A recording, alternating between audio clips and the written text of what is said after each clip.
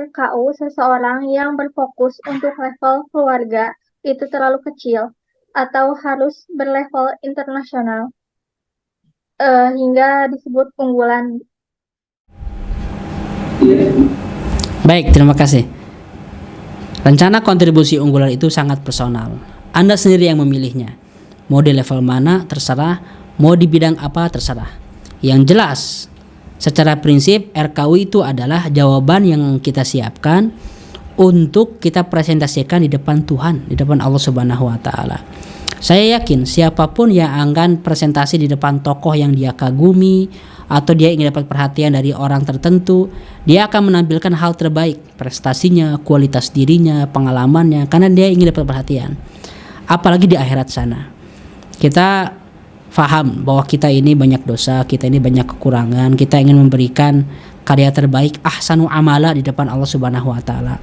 Maka sahabat-sahabat, ketika Anda menyusun RKU, sebetulnya ya terserah mau di mana aja, cuman bayangkan gini aja.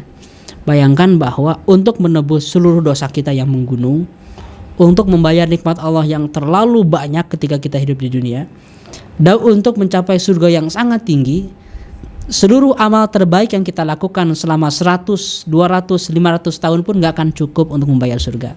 Itu harus kita yakini sahabat-sahabat. Sehingga ada obsesi besar di dalam diri kita ini bahwa saya akan mencapai RKU yang paling agung, ya, kontribusi yang paling unggulan, yang paling agung, karena saya ingin mendapatkan perhatian Allah, ingin mendapatkan rahmat Allah, ingin mendapatkan prestasi terbaik di akhirat. Jadi spirit itu perlu dibawa, ya. Lalu setelah Anda yakin dengan spirit ini, kalau pada akhirnya Anda memilih level keluarga, boleh, nggak masalah sahabat-sahabat.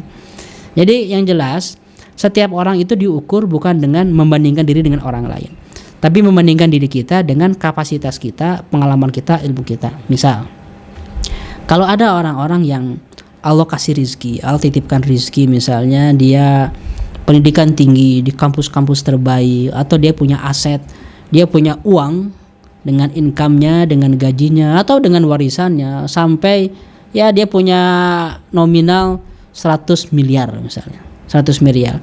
Jelas kontribusi yang bisa diberikan oleh orang seperti ini beda dengan orang yang misalnya pendapatannya UMR.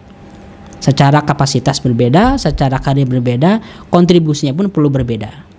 Orang misalnya memiliki ilmu yang sangat luas, setelah itu kontribusinya adalah saya ya sekedar ingin mengajarkan ilmu saya ke lingkungan yang terbatas. Itu akan dihisab.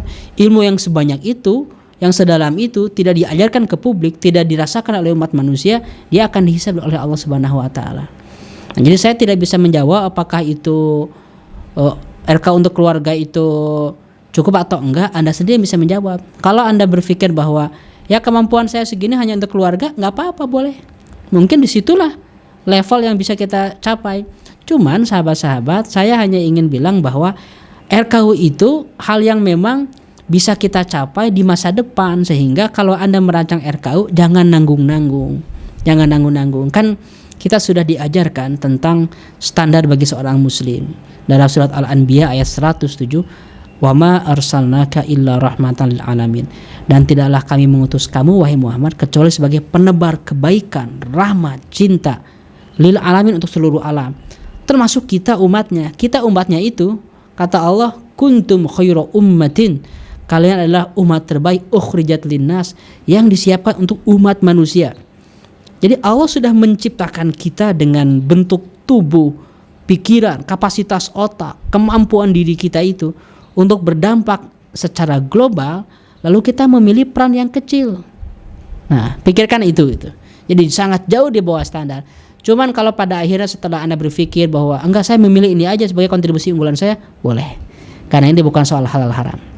Boleh. Bahkan Anda ingin memilih, saya hanya ingin berkontribusi di level untuk keluarga kecil saya, hanya untuk istri saya, hanya untuk suami saya, hanya untuk anak-anak, boleh juga. Yang penting jangan sampai melakukan dosa-dosa besar sehingga nanti kontribusi kita yang ya sederhana, tidak seberapa itu, habis, hangus, termakan oleh dosa-dosa besar kita, atau dosa-dosa ketika kita banyak menyakiti orang lain, di akhirat menjadi orang yang muflis. Amal gak seberapa, dampak kecil, tapi dosa dan juga kekurangan kita berdampak besar bagi orang lain. Nanti akan muflis, jadi orang yang bangkrut di akhirat, karena ditarikin pahalanya oleh orang lain. Nah, jadi orang yang cerdas, sahabat-sahabat, adalah orang yang mempersiapkan yang terbaik untuk akhirat kita. Kontribusi unggulan adalah salah satu cara yang paling bisa memboosting kapasitas Anda, membuat hidup Anda bersemangat mengejar sesuatu yang tinggi, sesuatu yang sangat tinggi, tapi orientasinya bukan dunia, orientasinya akhirat. Begitu.